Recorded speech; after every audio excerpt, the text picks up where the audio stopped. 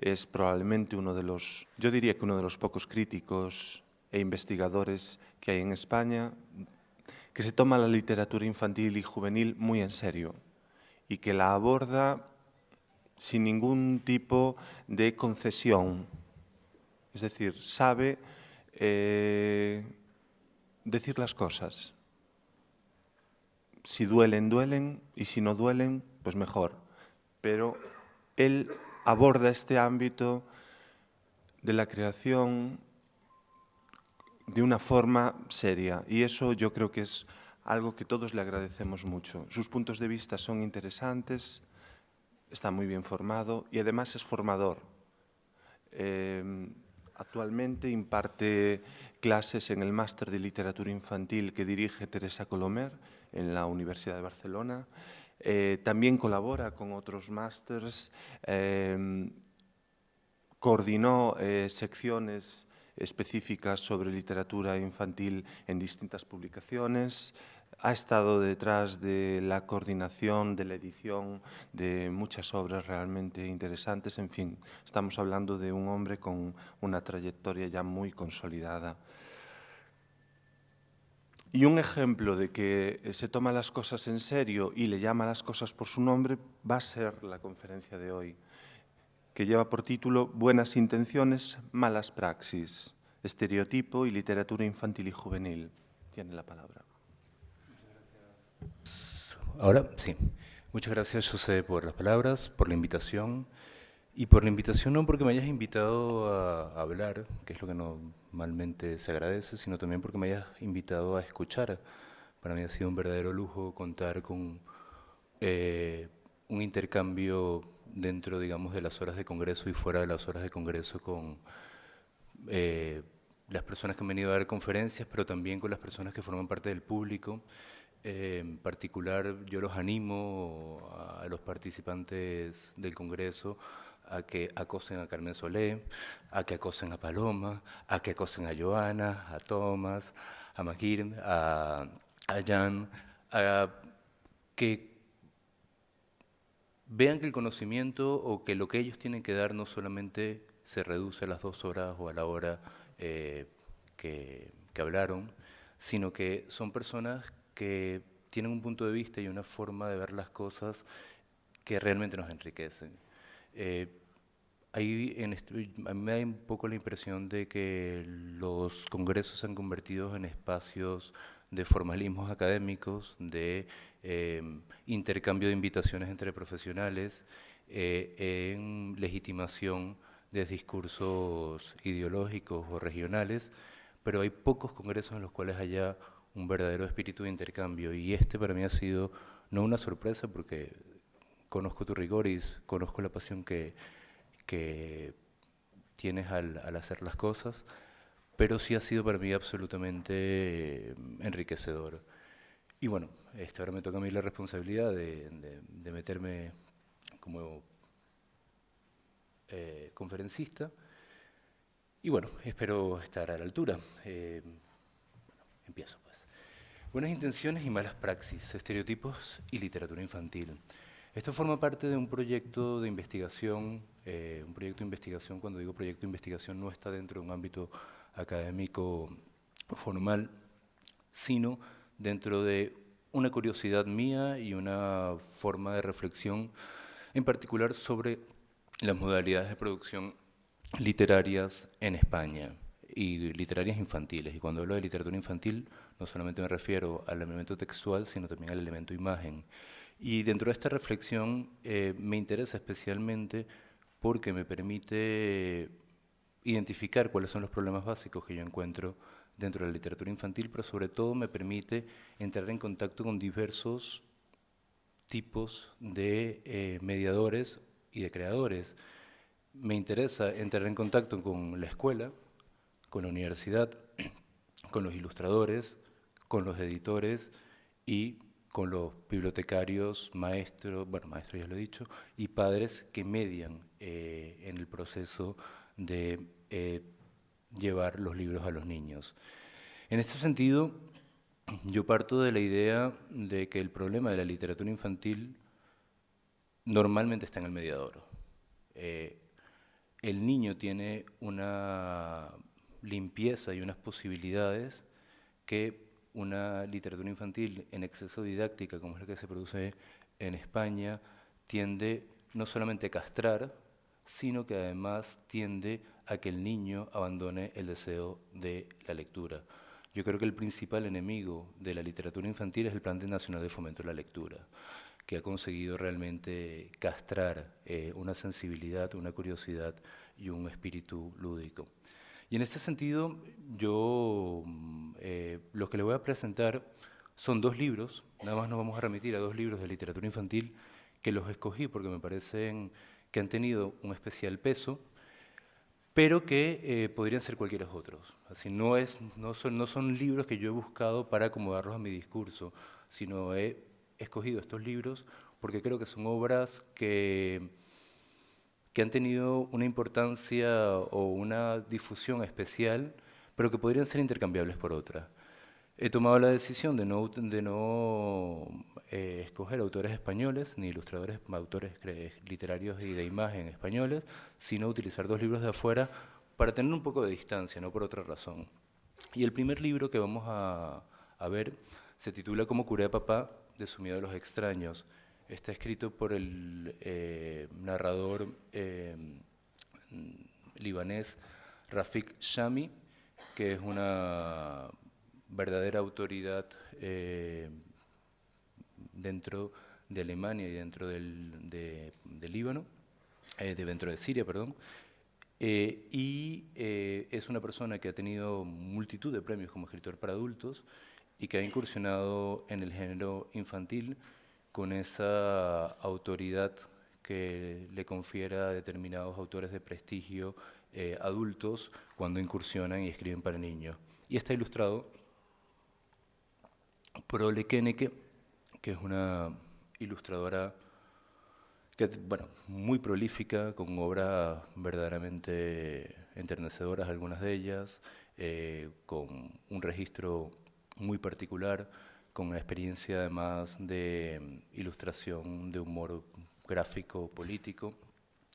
En España estuvo publicado por la editorial RQR y es uno de los libros que bueno, ganó la lista de honor de IBI, estuvo también seleccionado obtuvo el White Ribbon en la Jugendbibliothek. El gobierno español compró una tirada de 12.000 ejemplares para distribuirlos en Andalucía. Es un libro que tiene bastante proyección. Empezamos. ¿Cómo curé a papá de su miedo a los extraños? Primero, si les parece, se los leo para que los que no lo conozcan y después lo pasamos a analizar. Voy a contarles algo que os parecerá increíble. Papá es alto y fuerte y listo y amable y divertido y trabajador. Desde que mamá no está, él se ocupa de todo. Incluso sabe hacer magia y es un hombre valiente, pero les tenía miedo a los extraños, sobre todo a los emigrantes. Nunca hablaba de ello, pero yo lo había notado. Si nos cruzábamos por la calle con un marroquí, sufría un sobresalto y me apretaba la mano con fuerza. Y una vez, en el ascensor, se puso a sudar cuando entró un corpulento africano. A mí me extrañó. ¿Qué pasa?, le pregunté. Me dan miedo. ¿Por qué te dan miedo? Porque son muchos y están en todas partes, y van sucios, y arman ruido, hablan lenguas que no se entienden y tienen un aspecto distinto. Además, son de color oscuro, y a todo el mundo le asusta la oscuridad. Esta fue la explicación que me dio papá. Yo no dije nada. Mi mejor amiga se llama Vanya. Siempre jugamos en su casa. No, siempre jugábamos en su casa. Me hubiera gustado llevarla alguna vez a la mía, pero no quería asustar a papá. Un lunes, Vanya me invitó a su cumpleaños. Yo era la única niña de la clase a la que había invitado, porque tenía muchos parientes que iban a asistir a la fiesta, y la casa donde vivía era demasiado grande. No era demasiado grande, sería el sábado. Yo estaba muy contenta y un poco orgullosa de que me hubiera elegido a mí. Y, como sabía que lo que más le gustaba en el mundo era la magia, le prometí llevarle un regalo pequeño y una sorpresa grande. No le quería decir en qué consistía la sorpresa, pero ella no paraba de preguntar, de modo que acabé por contarle qué le pediría a papá que hiciera una sesión de magia para ella el día de su cumpleaños. Pero no le dije, claro está, que mi padre les tenía miedo a los extraños, sobre todo a los que eran de color. El regalo pequeño fue fácil de conseguir, un nuevo disco de su cantante favorito. El lunes me porté todo el día como un ángel, pero papá ni se dio cuenta. El martes fui la niña más amable del mundo e hice todo lo que papá me pidió. El miércoles le preparé su plato favorito, huevos fritos con patatas fritas. Cuando después de una conversación interminable por teléfono papá entró en la cocina, le sorprendió que la mesa estuviera puesta. Me miró atónito. ¿Has terminado los deberes?, preguntó. Noté que sentía remordimientos por no haberme hecho caso en todo el día. Le enseñé mi cuaderno. Me había esmerado en hacer una buena letra, porque sabía que a papá le gusta que mis cuadernos estén impecables. Siempre que los revisa dice, si tienes los cuadernos en orden, tienes en orden la cabeza. Lo he oído 1000 veces, pero mi letra no ha mejorado mucho. Sin embargo, aquel miércoles me había esforzado de veras. Qué bien lo has hecho, asintió papá con satisfacción. Como premio, puedes pedirme un deseo. Era lo que estaba esperando. Conozco a papá y sé que, cuando compromete algo, lo cumple a toda costa. Nunca ha faltado a su palabra.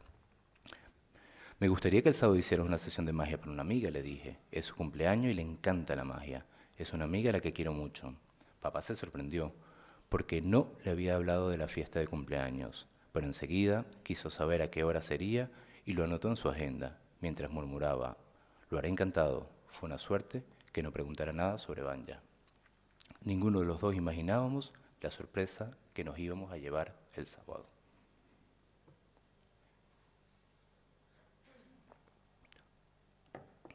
Cuando mi amiga Vanya le habló a su madre de mi papá, exageró un poquito. Dijo que era un hombre altísimo y tremendamente fuerte, famoso por su inteligencia, cuidaba él solo de un orfanato lleno de niños, era tan valiente que jugaba con los leones y además era el mejor mago del país. Pero eso no es nada comparado con lo que la madre de Vanya, que había quedado impresionada, le contó aquella misma noche a su marido. Vanya ha invitado también al padre de su amiga, le comunicó. Estupendo, así habrá un invitado más. Sí, pero resulta que no es un padre cualquiera. Es tan alto como una jirafa y tan fuerte como un elefante. Una vez detuvo con las manos un autobús que estaba a punto de atropellar a 3 niñitos huérfanos y una anciana. Es tan inteligente que incluso los reyes y los jefes de Estado le piden consejo. Y a la vez es tan divertido que hasta los ángeles se caen de la risa de la silla con sus chistes. Su valentía es famosa en la ciudad. Un día capturó y devolvió al zoo a unos leones que se habían escapado. Y ahora viene lo mejor, siguió la madre Vanya, como si todo lo que acababa de llevar a dicho no fuera nada. Vaya, ¿todavía hay más?, preguntó el padre, que no daba crédito a lo que estaba oyendo. Sí, también a mí me parece increíble, pero resulta que es además el mejor mago y mejor curandero de la tribu. Dios mío, ¿y un hombre como este nos hace el honor de venir a nuestra fiesta? Rebeca, cariño, tenemos que recibirle como se merece. Aquella noche pasaron mucho rato discutiendo entre ellos la cuestión. El sábado papá estuvo en el baño más de lo de costumbre. Se puso el traje que usa siempre, que hace magia, y su mejor corbata. Hizo y deshizo el maletín de mago 3 veces, hasta que por fin pudimos irnos a casa de Vanya. Cuando llegamos ante la puerta, oímos que reinaba ya un ambiente festivo. Llamamos, se hizo silencio. Empezó una música muy alegre y abrieron la puerta. Y un montón de gente de color se abalanzó hacia nosotros. Nos recibieron con risas, músicas y bailes. Llevaban ropas multicolores y joyas relucientes. Unos sostenían cuchillos, lanzas, arcos y flechas. Otros tocaban tambores, otros flautas o trompetas. Noté que papá se quería ir y le sujeté con fuerza. Yo no tenía ni pizca de miedo, porque vi que todos sonreían. Estaba claro que querían demostrarnos sus afectos. Pero papá se había puesto muy pálido. No tengas miedo. No me moveré de tu lado, le susurré al oído y él asintió. Una niña trajo una bandeja llena de vasos con bebidas de muchos colores. Excelencia, le ofrecemos la bebida de la amistad, exclamó el padre de Vanya. A papá no le salían las palabras. Bebió con precaución y yo también cogí un vaso. Era una bebida verde, dulce, buenísima. Rodeado de los bailarines, los músicos y los guerreros, los padres de Vanya, espléndidos, casi majestuosos, salieron a nuestro encuentro. Vanya iba adelante. Nos invitaron solemnemente a entrar en la casa. Nos hicieron sentar en el sofá y se quedaron de pie a nuestro alrededor. Papá me apretó la mano. Me parece que todavía tenía un poco de miedo. Parece mentira, dijo el padre Banya. Un hombre tan importante pero tan modesto, con tantos poderes y sin embargo tan amable. En una palabra, un sabio. Esperamos que esta bienvenida a nuestro modesto hogar haya sido a su agrado. Papá seguía sin abrir la boca, pero al menos asintió 3 veces, sonriente con la cabeza, las mismas 3 veces que yo le apreté la mano. Pero tenía que hacerle perder el resto del miedo que le quedaba, y ahora sabía cómo. Querida Banya, dije, poniéndome en pie, mi padre va a hacer especialmente para ti su truco de magia favorito. Cuando era todavía un niño, consiguió distraer hasta el punto con este truco a un ladrón que el hombre se olvidó de robarle. Es la pura verdad. Sabía que sí le gustaba a papá empezar sus sesiones. Ese truco funcionaba siempre, aunque él estuviese triste, cansado o hambriento. Le miré y vi que sonreía feliz. ¡Bravo!, gritaron a su alrededor, y a partir de ese instante no se oyó ni el vuelo de una mosca. Todos estaban pendientes de papá, como si fueran niños. Él se levantó sonriendo, me acarició la cabeza y dispuso sus utensilios en la mesa redonda, y empezó la actuación. Pero ahora yo sabía que papá no volvería a tener nunca miedo a los extraños. Bueno, ¿les gustó la historia? Vamos a desmontarla entonces. Lo primero que quiero hablar en esta historia es, escojo esta historia a propósito del Congreso, a propósito de la idea de diversidad, que a su vez presupone la idea de, en nuestra sociedad, presupone la idea de multiculturalidad y presupone también la idea de diversidad y presupone también la idea de tolerancia. Y lo hago además para plantear determinados temas que obviamente no solamente se corresponden o no solamente están dentro del ámbito de la literatura infantil, sino forman parte de nuestra forma de relacionarnos con el mundo. Y el primer punto que me parece interesante plantearles es el estereotipo. ¿Qué es el estereotipo? El estereotipo es una imagen simplificada que no parte de la experiencia necesariamente, o que casi nunca parte de la experiencia, sino parte de lo que nosotros hemos escuchado o de lo que nosotros tenemos como cierto sin haber tenido un contacto directo con el hecho. El estereotipo nos permite sobre todo tener una economía de medios. El estereotipo presupone fundamentalmente lo que es la simplificación. Esto es, reduce a pocas palabras sucesiones completas de hechos, pensamientos y consecuencias. Yo creo que es una de las definiciones importantes del estereotipo. Aquí, en esta imagen, nosotros perfectamente vemos el problema de la xenofobia. Vemos las dos niñas, se reconocen con cariño, con afecto, con alegría. El padre pone cara de pocos amigos, el padre de la niña protagonista, y el otro padre muestra cierta sensación de.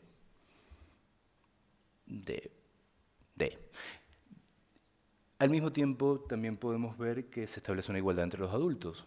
Los adultos visten igual, son dos adultos que hacen la compra y, paradójicamente, compran lo mismo, y no solamente eso, sino que llevan el mismo periódico.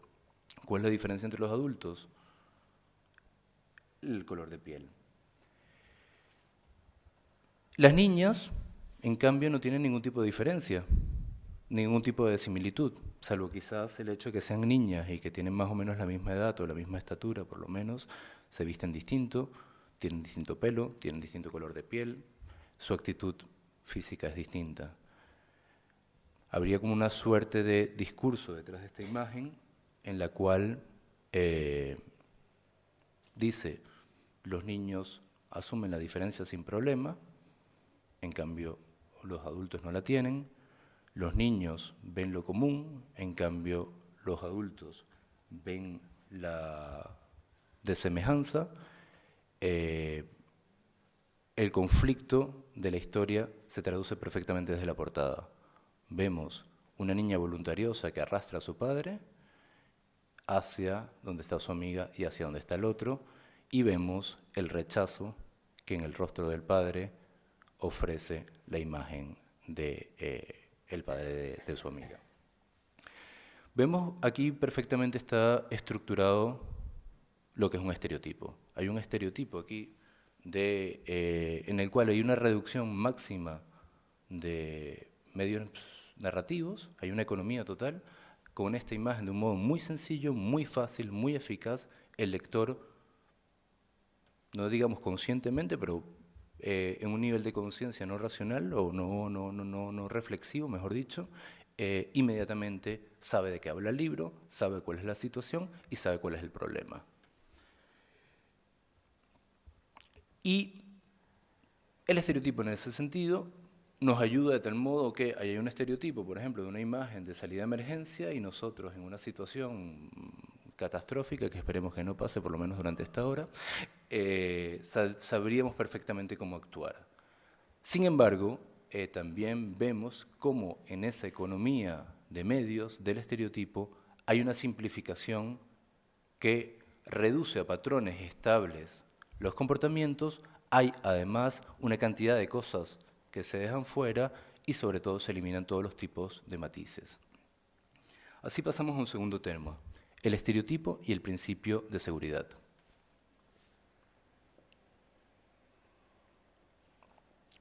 Vamos a analizar en este momento cómo ve la niña a su padre. Papá es alto y fuerte, es un hombre valiente y listo y amable y divertido y trabajador. Desde que mamá no está, él se preocupa de todo, incluso sabe hacer magia. Disculpen que al transcribir de Maca esto cambiaron un poco las tipografías y no me di cuenta antes de la conferencia. Cito a Walter Lippmann. Walter Lippmann es un hombre muy interesante porque es la persona que acuñó el término de opinión pública. Es una persona que escribió en 1920 acerca de cómo los medios de comunicación condicionan nuestra forma de percibir el mundo y en esa medida cómo consiguen manipularnos o consiguen determinar nuestra forma de actuar ante distintas circunstancias. Es muy interesante que una persona que escribe en los años 20 tenga una vigencia tan bestial, teniendo en cuenta que en aquel momento apenas existía el cine, no existía la televisión, muchísimo menos Internet. Leo una cita de su libro de la opinión pública. Los estereotipos constituyen una imagen ordenada y más o menos coherente del mundo, a la que nuestros hábitos, gustos, capacidades, consuelos y esperanzas se han adaptado por sí mismos. En él, las personas y las cosas ocupan un lugar inequívoco y su comportamiento responde a lo que esperamos de ellos. Por otro lado, hace que nos sintamos como en casa, porque pertenecemos a él, somos miembros de pleno derecho y en su interior sabemos cómo y por dónde movernos. En este mundo encontramos además el encanto de lo que nos resulta familiar, normal y fiable, y sus vericuetos y contornos siempre están donde esperamos encontrarnos. El estereotipo en ese sentido nos establece o nos permite organizar las cosas, sentirnos a gusto y no sentirnos inseguros. En cierta medida los estereotipos no solamente son una forma que mediatiza nuestro conocimiento del mundo, sino que además nos da una seguridad y una tranquilidad. En este sentido, me parece muy importante ver cuáles son los valores que ve la niña en su padre. ¿Por qué? Porque estas virtudes del padre nos plantean y nos permiten ver cuáles son los valores de la niña y nos plantean y nos permiten ver cuáles son los valores que está reflejando la obra, este libro álbum. Papá es alto y fuerte, y es un hombre valiente y es listo. Alto, fuerte, valiente y listo. Si ustedes se fijan, estas 4 características son características que el padre tiene en proporción a la hija, es un criterio comparativo y es porque papá puede hacer cosas que yo no puedo hacer. Pero ser alto, fuerte, valiente y listo no son quizás además atribuido a la masculinidad, no son valores burgueses occidentales.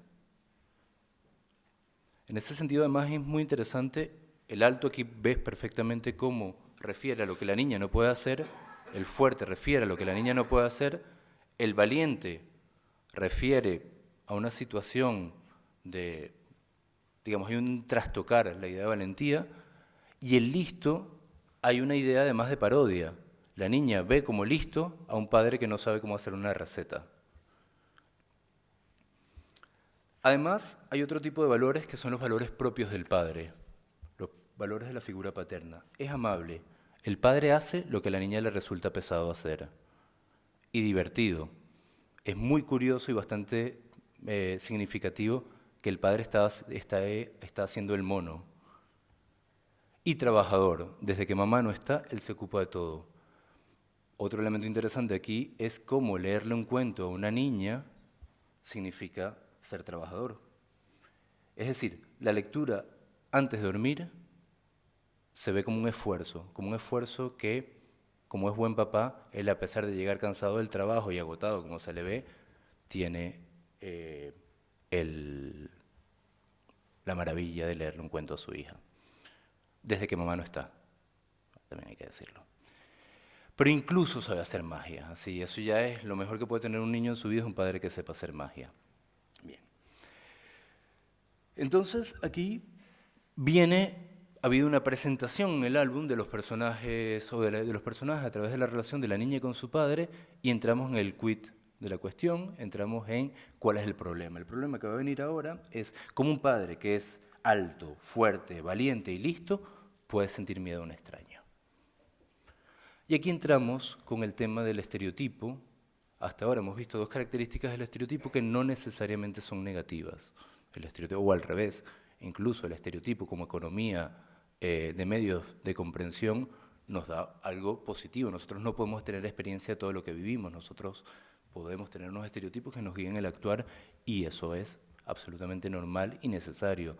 Pero ya hay un momento en el cual el estereotipo hace que nuestra relación con la realidad venga mediado por una distorsión.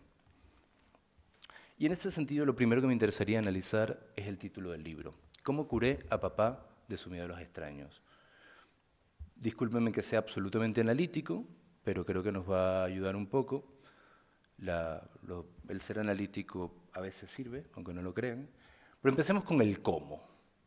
Los títulos que comienzan con el cómo, hay dos tipos de título. He tratado de conseguir, hay una clasificación terminológica, pero no la encuentro. Estuve con nuestro querido Google buscando arriba y abajo, llamé a varios amigos profesores y tampoco la encuentro. Yo la leí, sé que existe, pero no la encuentro. Que hay un tipo de títulos que se refieren a, por ejemplo, los libros de caballería, de cómo el caballero no sé cuánto venció a tatatín tatatán, o, por ejemplo, también a las narraciones de gesta de los conquistadores españoles en América, de cómo, se me fue el nombre del hombre ¿cómo se llama el que destruyó a los aztecas?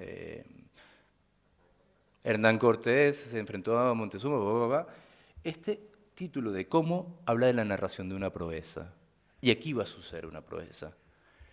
Y después hay otro tipo de libros que emplean habitualmente la palabra cómo, que son los títulos que en inglés se llaman los how-to books, que son estos libros procedimentales, que aquí la traducción literal sería cómo se hace, y son libros técnicos destinados a un público no especializado que enseña a realizar una determinada tarea.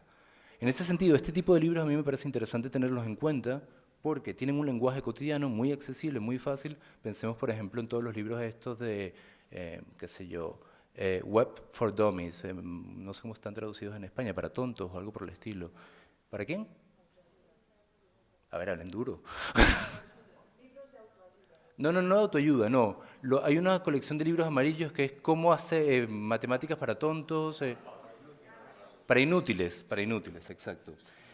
En este tipo de libros hay una información que se ordena y se jerarquiza en pasos que van desde lo más sencillo a lo más complejo, y sobre todo me parece también muy interesante que se utilizan recursos gráficos que sirven para, abro comillas, ilustrar los pasos más complicados, ese tipo de how-to books. Es decir, en la palabra como nosotros estamos viendo la coincidencia de un libro que nos puede dar una serie de pasos técnicos para solventar un problema y también un libro que nos habla de hazañas. La siguiente palabra es curar, curé. ¿Qué se cura? El miedo a los extraños. Lo cual significa que la xenofobia aquí está planteada como una enfermedad. Está planteada como una enfermedad y en la medida en que es una enfermedad, presupone que se puede restablecer un estado previo de salud. En ese sentido, avanzamos un poco más. Miedo a los extraños. El miedo a los extraños es una traducción literal de la palabra xenofobia. Y partamos por el hecho de que la xenofobia es un rechazo, un sentimiento. Sobre todo la xenofobia tiene mucho que ver con la idea de sentimiento, y es un sentimiento de rechazo hacia los extranjeros. En este sentido, valdría la pena, no voy a ahondar más en eso, pero si ustedes quieren lo podemos hacer en el bloque de preguntas, pero es distinta la xenofobia al racismo. La xenofobia tiene que ver con ese sentimiento de rechazo, mientras que el racismo es una ideología de superioridad. El discurso xenófobo no necesariamente asume que es superior al otro, en cambio el discurso racista sí. Muchas veces, obviamente, xenofobia y racismo confluyen, se confunden, etcétera, etcétera, etcétera. Pero en esta idea de su miedo a los extraños, de cómo curé a papá de su miedo a los extraños, se establecen varias cosas. Primero, se establece una contraposición que viene de la portada entre lo extraño, lo otro, y lo normal y lo propio. Se vincula el miedo con la patología, que eso me parece bastante importante. Repito, presupone que la xenofobia es curable. Y en último lugar, presupone que hay un estado anterior de salud al miedo. Había un estado en el cual papá no tenía miedo, porque había un estado en el cual no habían extraños. Fíjense cómo en un título se nos está dando todo un ámbito ideológico que sería discutible. ¿Y qué es lo que vamos a hacer? Aquí vemos cuando se introduce en el miedo del padre a los extraños en el libro. ¿Cómo la niña sabe que el padre tiene miedo? Porque el padre siente un sobresalto, le aprieta la mano con fuerza y suda. ¿Qué pasa cuando el padre tiene miedo? Que se rompe la jerarquía que ha marcado el libro.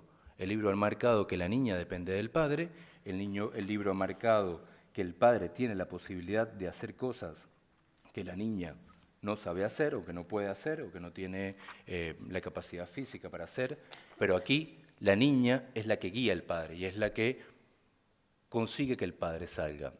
Pero no solamente hace que supere la situación, sino entra ya, digamos, lo que sería el conflicto del libro. ¿Cómo va a ser la niña para curar a su padre? El padre nos plantea o nos expresa por qué siente miedo. Porque son muchos y están en todas partes. Y van sucio, y arman ruido, y hablan lenguas que no se entienden, y tienen un aspecto distinto. Además, son de color oscuro, y a todo el mundo le asusta la oscuridad. Esta fue la explicación que me dio papá. Yo no dije nada. Veamos los elementos uno a uno. Son muchos. Son sucios, arman ruido, hablan lenguas que no se entienden, tienen un aspecto distinto y son de color oscuro. A mí hay una cosa que me parece muy importante en este libro, y ahí es donde empezamos a tener problemas con los estereotipos, es la xenofobia la produce el miedo. La xenofobia tiene que ver con ese sentimiento de rechazo, es un sentimiento de rechazo motivado por el miedo. Yo creo que no. Creo que la xenofobia tiene que ver con el odio, con la repugnancia y con la hostilidad, pero no con el miedo. En este sentido, ¿por qué te dan miedo? Porque son muchos y están en todas partes, y aparece un niño. ¿Ahí hay miedo o ahí hay repugnancia? Porque van sucios, justamente una persona que da la impresión de que es un barbero, un peluquero, y está limpiando. ¿Es miedo o repugnancia? Porque arman ruido. en una tienda de discos, en una música culta, etcétera, etcétera. Culta no, una música, un género musical africano. ¿Es miedo o repugnancia o hostilidad? Hablas lenguas que no se entienden y aparece una persona que parece ser Mandela. ¿Qué es? ¿Miedo, repugnancia o hostilidad? ¿O odio? Tiene un aspecto distinto y son de color oscura. Así, todos los ejemplos que nos han dado, sobre todo en la relación texto-imagen, si lo leemos solamente el texto, podríamos discutirlo, pero en la relación todo de texto-imagen, todas las imágenes que nos han dado nos hablan de miedo cuando lo que esta persona no siente miedo, siente repugnancia, o siente hostilidad, o siente odio. En este caso no vemos el odio. Pero nos están planteando a través de un estereotipo una imagen falsa de lo que es la xenofobia. La xenofobia no tiene que ver con el miedo. Puede haber un discurso xenófobo de legitimación, que es el que utilizan muchos de los medios de comunicación, para justificar la xenofobia. Pero la xenofobia no tiene que ver con el miedo. En ese sentido, volvemos a citar a Walter Lippmann de su libro La opinión pública. Cuando nos abstenemos de analizarlos, los estereotipos no solo ocultan gran parte de cuanto necesitamos tener en cuenta, sino que la llegada a la hora de verdad, es decir, en esos momentos en los cuales un hecho o una experiencia ponen en duda los estereotipos, suelen hacerse añicos, llevándose consigo los pocos hechos relevantes que sí nos habían permitido considerar. La niña puede tomar conciencia de la xenofobia de su padre, pero es incapaz de ver que lo que él siente no es miedo. Y ahí empieza un libro que expresa una ideología que no es real. O bueno, expresa una ideología que no se atiene a los hechos. Estereotipo y autopercepción. Hemos visto cómo la niña ha definido al padre, hemos visto cómo la niña ha definido la situación. Ahora lo interesante en el libro es cómo la niña se define a sí mismo. Y en ese sentido me parece especialmente importante porque una de las cosas que a mí me interesa más en la literatura infantil es cuáles son los conceptos de infancia que están detrás. Aquí nosotros vemos perfectamente la relación de la imagen de las dos niñas, amigas, vemos el momento en el cual podemos inferir que está invitando la una a la otra a la fiesta. Vanya va hacia una dirección, nuestro personaje protagonista va hacia la otra, se ven amigas, no hay diferencias entre ellas, pero vemos cómo el personaje de Vanya sirve para que nosotros definamos a nuestro personaje, el otro como una forma de construcción del yo, y para que nosotros definamos además la familia local del libro. Bueno, la del padre, pues. Vanya, la protagonista del libro, que no es bastante significativo que no tenga nombre, establece un programa de acción para convencer a su padre de que vaya a la fiesta a hacer un truco de magia y además de que pierda así su miedo a los negros. El lunes dice que se portó como un ángel. El martes fue la niña más amable del mundo. El miércoles le preparó su plato favorito. El miércoles también puso la mesa e hizo muy, muy bien los deberes. Fíjense, fíjense que portarse como un ángel, que es lo primero que hace el lunes, es limpiar. Ser la niña más amable del mundo es cuidar. El miércoles cocinarle su plato favorito es cocinar. El jueves es poner la mesa, y bueno, el miércoles, perdón, sigue siendo miércoles, y hacer bien los deberes. Es decir, los valores de la niña son los valores de una cultura machista, donde la niña tiene que estar al cuidado y al servicio de su padre.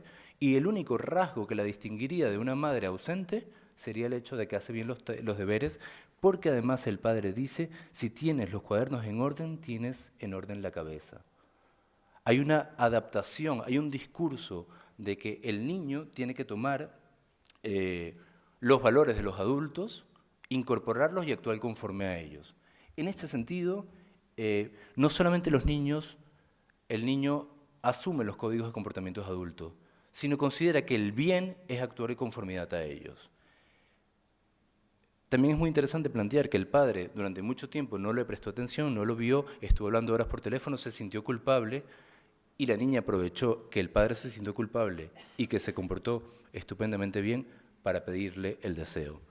Estamos frente a una pequeña niña manipuladora, hipócrita y cabrona. Pero bueno, ya sigamos. Paso. Hemos visto la imagen de niño que se está construyendo. La imagen de niño que se está construyendo, además, es una niña que es muy interesante ver. Ya yo ahí quizás voy a pasar un poco a algo que ya puede ser rayar en la sobreinterpretación, pero es una persona que parte o tiene una forma de comportarse en la cual el fin justifica los medios. El fin justifica los medios, en el cual su comportamiento excelente va en relación a conseguir un objetivo, que es que su padre le diga, puedes pedirme lo que quieras, y también que utiliza a su amiga y el regalo de su amiga para curar a su padre. Seguimos. Prejuicio. Hemos visto en la descripción del libro que la niña dice que su padre es muy fuerte. Pero cuando se lo dice la niña, después Vanya se lo cuenta a su madre en la segunda imagen y dice que dijo que era un hombre altísimo y extremadamente fuerte. Y vemos la imagen de la fuerza tal cual la plantea Vanya. Pero a su vez, la madre de Vanya le dice al padre de Vanya, sí, pero resulta que no es un padre cualquiera. Es tan alto como una jirafa y tan fuerte como un elefante. Una vez detuvo con las manos un autobús que estaba a punto de atropellar a 3 niñitos huérfanos y una anciana. Pero no solamente fuerte, es valiente. Es un hombre valiente, aquí hay un elemento... A ver, lo de fuerte, en un caso se veía en relación la fuerza de la niña, en el segundo elemento de fuerte es, digamos, un estereotipo habitual de lo que nosotros consideraríamos fuerte, y el tercero de fuerte ya es una deformación patológica de la realidad. Nuevamente, es un hombre valiente. Ser valiente para una niña puede ser en función a enfrentarte a un odontólogo, yo comparto absolutamente esa impresión. En el segundo caso, el hombre valiente forma parte ya de una ficcionalización, y el tercer caso, cuando la madre dice que es un hombre valiente, dice lo siguiente: su valentía es famosa en toda la ciudad. Un día capturó y devolvió al zoo a unos leones que se habían escapado. Y lo mismo pasa con la inteligencia. La niña, hay una situación paradójica o una suerte de parodia con la imagen de la inteligencia del padre que no sabe seguir una receta. La visión de la madre es una parodia, un chiste además destinado al público adulto, no al público infantil, en el cual vemos además el estereotipo de inteligencia en un Einstein, en una fórmula de la energía es igual a masa al ¿qué? A la, qué horror, a la masa por... Pero muy bien, muchas gracias. Esas son cosas que no hay que hacer en público, ¿vale? Y después hay una tercera que es tan inteligente que incluso los reyes y los jefes de Estado le piden consejo. Vemos de nuevo cómo la imagen de la niña es una observación directa, la imagen de la amiga de Vanya es una fabulación a partir de la observación directa, pero una fabulación ficcional, y vemos la imagen de cómo las dos imágenes, tanto la de Vanya como la de su madre, son estereotipos cada vez más alejados de la realidad. Y después además sabe hacer magia, incluso sabe hacer magia, dice Vanya. Y además es el mejor mago del país, no exageración. Y después, por parte de Vanya, y después la tercera imagen nos dice, ¿qué nos dice? Ya va, perdonen un minuto que no lo anoté aquí, pero se los anoto rápidamente. Aquí lo tengo, mira, abrió la primera.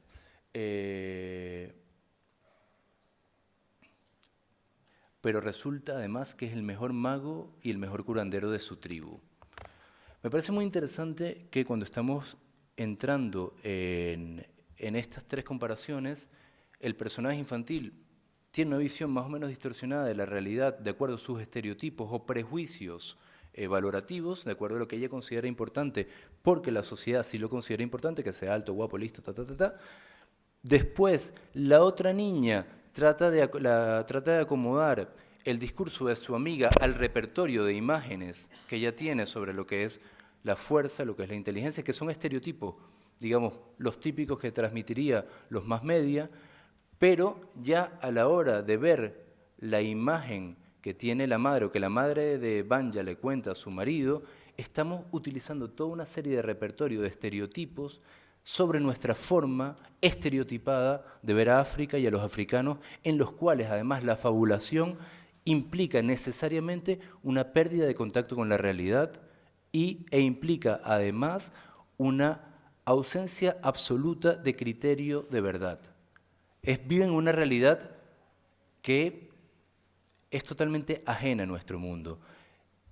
Esta imagen, así, fíjense todas las imágenes lo inverosímil que es, cómo una madre africana, por muy africana que sea, le cuenta a su marido esto y el marido se lo cree, o esto y el marido se lo cree, o esto y el marido se lo cree, o esto.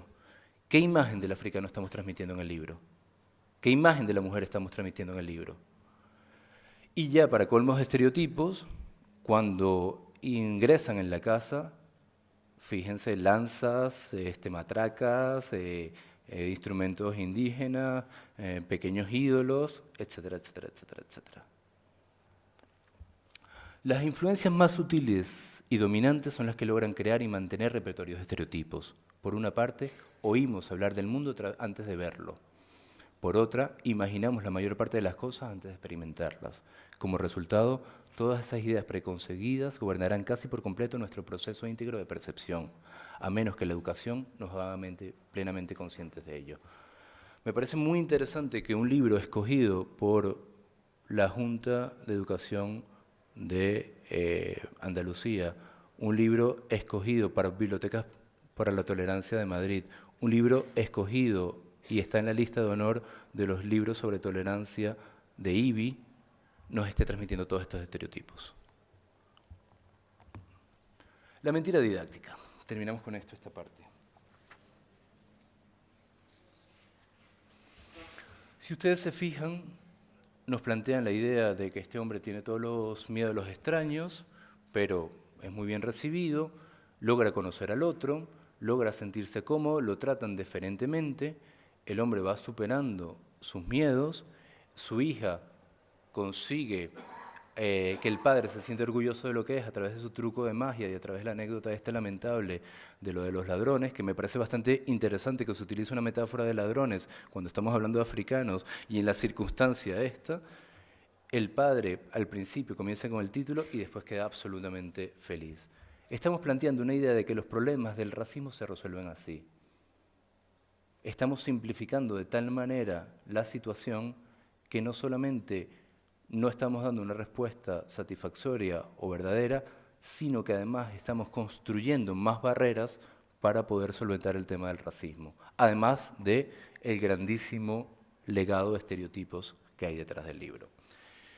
Con esto termino la primera parte y la segunda parte no haremos un análisis tan extenso, sino nos detendremos, iremos mucho más rápido, pero sí quería plantearles como una lectura atenta de un libro que en una primera lectura nos atraparía, nos parecería graciosito, nos parecería divertido y bien hecho, demuestra las grandes perversiones que suele haber en la literatura infantil didáctica y en ese sentido no solamente, insisto, están en este libro álbum, sino es algo bastante habitual de encontrarlo en los libros álbumes y no hablemos ya de las novelas, la narrativa juvenil de carácter realista comprometido, en la cual un escritor premio nacional español que haya viajado 2 semanas a Colombia se permite hablar de los niños de la calle de Medellín de un modo absolutamente lamentable, o en el cual los saharauis son muy buenos y los marroquíes son muy malos, o en el cual, bueno, podríamos seguir. Pasemos pues a ver un segundo libro. Bueno, cerramos con una cita de Walter Lippmann. Cuando nos abstenemos de analizar, los estereotipos no solo ocultan gran parte de cuanto necesitamos tener en cuenta, sino que llegada la hora de la... Sí, esto lo leí, ¿verdad? Perdonen. Nika. Este libro es de Toni Zoé Ross. Zoé Ross es la hija de Tony Ross. Está publicado por Anaya en Madrid el año 2005.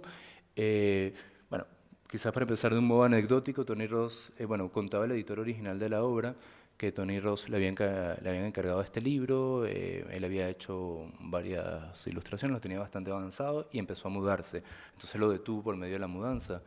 Y cuando en medio de la mudanza se le perdió las ilustraciones que llevaba hechas. No sabía en qué caja estaba, estuve buscándolo. Y entonces fue a la tienda de la esquina, compró unos lápices de colores y lo hizo en lápices de colores. Y es el único libro de Tony Ross que solamente está hecho con... No, con ceras. Él nunca había trabajado ceras. Ah, se ve que se inspiró, bien. Pero este sería el primero, pues. Entonces, bueno, a mí esa anécdota me parece graciosa. Yo después se la conté a Tony Ross y él me dijo que no se acordaba para nada, que seguramente sería así, pero que él no recordaba. Bueno, esta es una edición bilingüe, que ya es un poco patológico, pero no nos metamos con eso por ahora. Nika. No voy a la escuela, pero la escuela es estupenda. No lo es. No conozco a nadie. Hay un montón de nuevos amigos en la escuela. No me gustan las comidas de la escuela. No seas tonta. Las comidas de la escuela están muy ricas. Marcia dice que los maestros muerden. No muerden, te explican cosas emocionantes. No voy a entrar, soy una niña pequeña. Todos son pequeños, la escuela es divertida. Bueno, ¿es divertida la escuela? Genial, la comida es buenísima, ahora soy una niña muy grande. Y me he hecho amigo de Nika. Eso está muy bien. Nika tiene un pelo muy bonito. Ah, qué dulce. A veces Nika es un poco trasto. Pero tiene una cara sonriente, encantadora. Ah. Nika lleva un montón de rosas. ¡Qué monada! Y es muy fuerte. Vaya. ¿Puede venirse a merendar, Nika, y quedarse a dormir? Claro que sí. Y mañana podéis ir juntas al cole. ¿Mañana? ¿Tenemos que volver mañana? Me interesa aquí cómo este libro es la estructura exactamente contraria. Hay una serie de estereotipos y cómo los estereotipos se van desmontando. Hay primero una serie de estereotipos de la niña que no ha tenido la experiencia del cole, de lo que dice el estereotipo de la niña, de su imagen preconcebida, como no ha tenido la experiencia de cómo ella la valora. A ver, vamos a ver si llego en algún momento al principio. Aquí está. Y después los estereotipos de la madre, que para convencerla le va diciendo vas a ser buenos amigos, las cosas de la comida del cole están fantásticas, yo no sé cómo serán los coles ingleses, pero después te implicas cosas emocionantes, los maestros muerden, así. Hay una confrontación de dos registros de estereotipos, finalmente tiene la experiencia y además hace una amiga. Pero cuando ella le está narrando la amiga, la imagen con sus preconceptos de la madre, como vemos en el recuadro donde está la madre, ella va imaginando a una hija hecha a imagen y semejanza de su hija. Sin embargo, después hay un momento en el cual se encuentran y vemos que no tiene nada que ver la imagen que había planteado Tony Ross de la imagen que había planteado la madre de la ilustración establecida. Y bueno, tiene al final el típico cierre muy Tony Rossiano de darle el giro al final. Antes de llegar a esto, quería plantear dos cosas con esto. Uno, un elemento fundamental de los estereotipos. Nuestra experiencia directa es mucho más limitada del conjunto de situaciones que a nosotros nos afectan. Y en consecuencia, la mayor parte de nuestras opiniones son la reconstrucción de lo que otras personas han narrado y nosotros eso imaginado. Yo creo que ese es, para mí, el elemento fundamental del estereotipo. Y después, la literatura didáctica, a la hora de comparar estos dos libros, yo creo que esto entraría para mí dentro de lo que yo calificaría de literatura didáctica, nos da todo proceso de observación, descripción, narración y la imaginación que hace el lector, ya viene dado y viene hecho, prehecho o preelaborado para nosotros, y no por nosotros. Ya nos dan todas las interpretaciones que podemos hacer. En este sentido, quiero cerrar con esta cita de Walter Lippmann, que dice: la lucidez mental consiste en la capacidad de disociar analogías superficiales y percibir la variedad. Y en un congreso donde la mayoría de ustedes son ilustradores, yo los invito a ser un poco más lúcidos. Muchas gracias.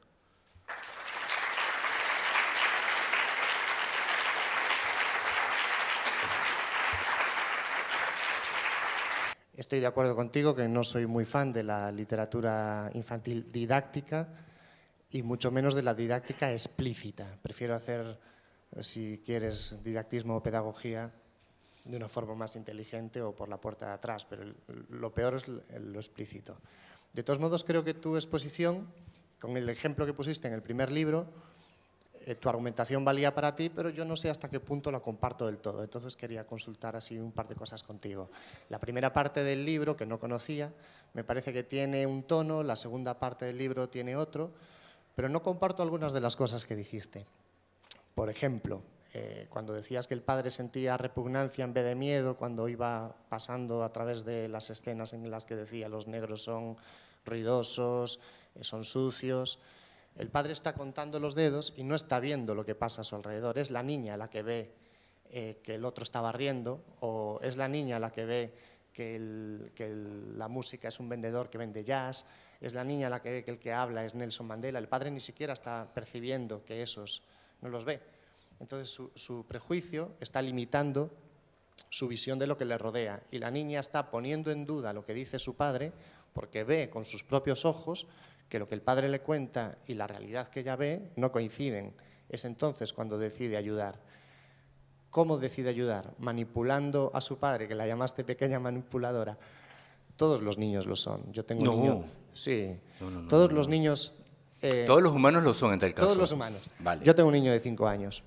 Considero, pienso, que los niños son unos expertos en la manipulación emocional, pero es porque es un recurso suyo, propio de supervivencia, porque es la manera en la que tienen de conseguir las cosas. No saben argumentar, no tienen poder de tomar decisión y que los adultos lo sigan. Su manera es aprender de qué herramientas se puede servir y hacerlo. No es que creo que el libro pretenda transmitir el valor de que la niña tiene que limpiar o la niña tiene que cocinar. Yo creo que es una niña listísima que sabe que si hace bien sus deberes y hace su camita, consigue las cosas, pero creo que eso es un valor de la infancia, o sea, es una chavala espabilada. No creo que sea un valor que esté transmitiendo ese libro, sino que la niña que percibe la realidad y pone además en discusión, o sea, confronta su experiencia con lo que le está diciendo el padre, también sabe que haciendo eso consigue del padre. Y después había otra cosa que era lo de la fiesta y los disfraces.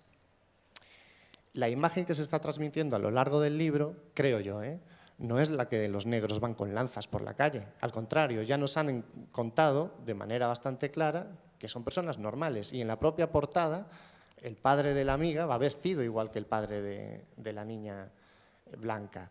Es después cuando en la fiesta, que es lúdica y festiva, en las imágenes aparecen con lanzas y todo eso. Pero creo que es un recurso que sirve para decirle al padre, son tan iguales a ti que no ves la diferencia. Te voy a mostrar todo lo estereotipo, todas las lanzas, las plumas, para que veas que aun siendo así, no son tan peligrosos. No pretendo defender el libro, no lo conozco, no he reflexionado lo suficiente sobre él. Te agradezco muchísimo la intención. Pero a priori hay un par de cosas que igual están un poquito forzadas. De todos modos, como lo has argumentado fantástico, tu tesis se defiende y lo has hecho muy bien. Pero te juro que pensé que iba a ser un libro más nefasto. No me pareció tan malo. Ejemplos de libro didáctico horrorosos, yo lo salvo y lo salvo con cierta nota, en una primera lectura. Perdón por el rollo. Primero te agradezco la intervención porque me parece muy interesante discutirlo. Así, lo que menos quisiera en este momento es asumir una posición dogmática y una posición de qué es mi lectura. Sí, yo discrepo contigo. Yo prefiero mucho más los libros de didactismo explícito porque sé por dónde van. Mi problema es cuando planteas algo que está encubierto. Este libro en particular, como tantos otros, me pasa el hecho de que la permanencia del prejuicio, como un libro para mantener supuestamente una idea de tolerancia, diversidad, etcétera, etcétera, etcétera, lo que hace es repetir una serie de ideas estereotipadas y prejuiciosas. Y en ese sentido yo creo que valdría la pena plantearse de cómo hubiese sido este libro contado por un narrador que fuera africano, o cómo sería este libro ilustrado por una narradora emigrante, etcétera, etcétera. Una ilustradora, perdón. Me llama la atención que, independientemente de la lectura que nosotros podemos hacer, legitimando, por ejemplo, los valores de la niña, yo estoy totalmente consciente, tengo la certeza, puedo estar equivocado, pero tengo la certeza de que el autor, el escritor, el autor literario, no se cuestiona en ningún momento los valores. Considero que esos eran los valores del niño: la obediencia, la disciplina, la organización. Y en este sentido, eso es una trama de valores, o hay un concepto de infancia que se está transmitiendo, que no se ha cuestionado, que no se ha preguntado, nadie se ha preguntado por qué hemos llegado a eso, en el cual está constantemente, se repite libro tras libro. Es muy, muy habitual. Fíjense, por ejemplo, los valores que vemos en la niña cuando reconoce a su amiga en el libro de Nika, y los valores de la infancia que vemos aquí. En un caso yo veo valores infantiles, en el de Tony Ross. En el otro caso yo veo valores hipostasiados, un adulto que lo proyecta en el niño y el niño lo ve. Tu interpretación del miedo, de que la niña es la que lo va construyendo, me parece fantástica. Me parece muy, muy buena, yo no la había visto. Pero en todo caso, el tema que yo creo que está detrás es que independientemente de la imagen, el que haga ruido algo, cuando eres un adulto generalmente no te da miedo. El que sean muchos, en algunas circunstancias te puede dar miedo, pero tampoco, a ver, yo veo muchísimos turistas en Madrid y no me dan miedo. No es que sean muchos, es que sean muchos y extranjeros. El que no sean limpios, la limpieza no es una cuestión de miedo ni de temor, sino de repugnancia.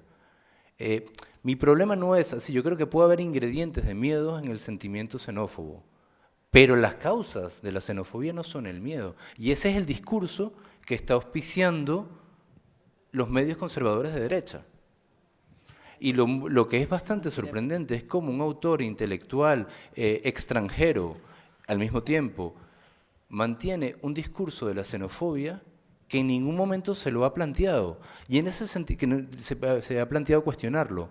Y en ese sentido, es muy impresionante, legitimados o no, la cantidad de estereotipos que hay en el libro. La parte de los disfraces. A ver, yo he trabajado este libro con los niños y la mayor parte de los niños africanos, cuando llega a esa parte, se cabrean. Pero se cabrean, se sienten agredidos. Es como si tú llegaras a Venezuela y te identificaran con los toreros. Entonces, sí, puede haber un elemento, podemos justificarlo, podemos darles una serie de vueltas y podemos, obviamente, profundizar más en el debate y en el análisis del libro. Aún así, creo que el repertorio de estereotipos, lejos de propiciar un cuestionamiento de roles y un cuestionamiento de valores, lo que hace es reforzar una serie de valores que supuestamente el libro pretendería discutir, y sobre todo, lo que a mí me parece que plantea una imagen distorsionada del problema xenofóbico. ¿Por qué? Porque es mucho más fácil trabajarlo en la clase, porque es mucho más fácil utilizarlo como herramienta, como instrumento pedagógico.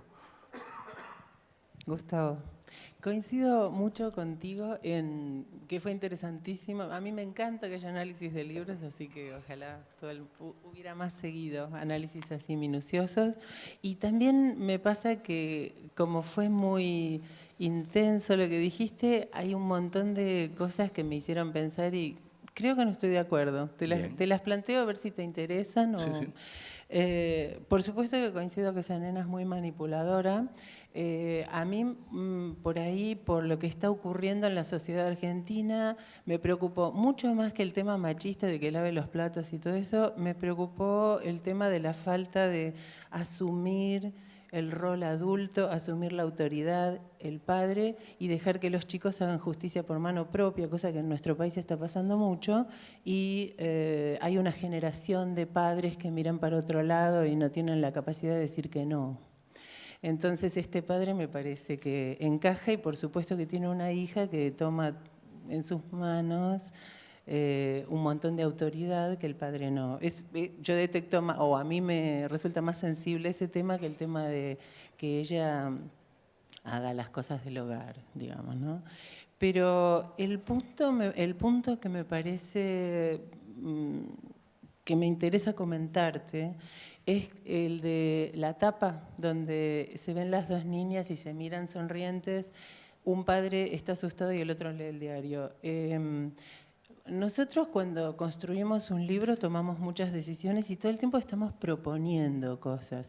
Eso que se ve ahí es una proposición, no es para nada una realidad. Los niños no son menos xenófobos que los padres, más bien todo lo contrario, porque los niños son más salvajes y se van civilizando a lo largo de los años. Entonces, en general la xenofobia en los niños es muy brutal. Así que yo creo que eso es una propuesta de los creadores de este libro, que es decirle a los chicos, che, pueden mirar al otro chico y sonreírle a pesar de... A ver, yo creo que sería una propuesta siempre y cuando no existiera toda la publicidad de Digo que Benetton. no es una realidad, porque me pareció que vos decías como que los chicos son naturalmente no xenófobos y me parece que para nada. A ver, ¿no? eso es lo que nos propone la imagen. Sí, sí, No, sí. yo no creo en eso. A ver, bueno, sigue, terminas y... Te digo porque tengo 4 cosas, después seguís tranquilo. Ya dije 2 para tu tranquilidad. Te digo, vos siempre considerás que los argentinos somos todos judíos y psicoanalizados. Y es cierto. Por eso tengo muchos años de análisis y debo decirte que el miedo está abajo de todo eso. Hay un miedo gigante. Mira, ¿sabes? Vos dijiste que en vez de miedo es, suponete, repugnancia, rechazo, hostilidad. Todas esas, digamos, hablando medio a partir de la visión psicoanalítica, el miedo es una palabra totalmente psicoanalítica, todas esas son expresiones, son manifestaciones del miedo que surge de lo que se llama el mecanismo de la proyección, que es depositar en otro un terror a una posibilidad propia que uno no se anima a ver en uno mismo. Por ejemplo, yo soy capaz de asesinar. Yo soy capaz. Me lo creo. Vos me conocés y conocés mi historia.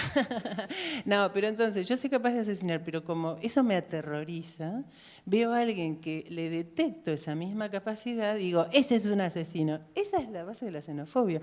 La base de la xenofobia es depositar en el otro los terrores propios. O sea que el miedo es el ingrediente principal de la xenofobia. Por eso sí me parece muy bien usada la palabra miedo. Y lo último que te digo con respecto a los libros didácticos, también por la experiencia de trabajar en mi país y en otros países con chicos y con grandes, es que francamente no importa un pepino si un libro es didáctico o no didáctico. Es mucho más importante lo que vos dijiste al principio, el mediador. La mirada crítica, la mirada cómica, el poder tomar distancia, el poder meterte adentro, puede ser un manual horrible de la década del 20 y no importa, le podés sacar el jugo maravillosamente. Lo más importante del libro es animarte a zambullirse adentro. Después que un libro venga lleno de proposiciones estereotipadas o no, puede ser terrible o no, depende del grado de neutralidad del receptor. Entonces, yo creo que también es un estereotipo pretender que todos los libros... ¿Qué sería un buen libro sino un libro qué? Porque, digamos, en el fondo la literatura infantil está tan terriblemente ligada a la educación desde sus inicios, y a pesar de que nosotros somos artistas y estamos todo el tiempo empujando para cualquier otro lado, pero a la larga estamos totalmente pegoteados con la educación. Entonces, el que la intención sea consciente o inconsciente, ya me parece casi secundario. Me parece que todos los libros en el fondo, te están tratando de convencer de algo. Sí. A ver, te respondo en orden descendente. Empiezo por el último. Libros didácticos. Mi problema con la literatura didáctica en sí es el peso de la literatura didáctica dentro de un mercado y dentro de la producción actual. En este momento prácticamente es muy difícil publicar algo si no entra dentro de unos valores transversales, si no entra dentro de una colección didáctica, si no entra en este libro sirve para. Y el mercado argentino en ese sentido no tiene absolutamente nada que ver con el mercado español.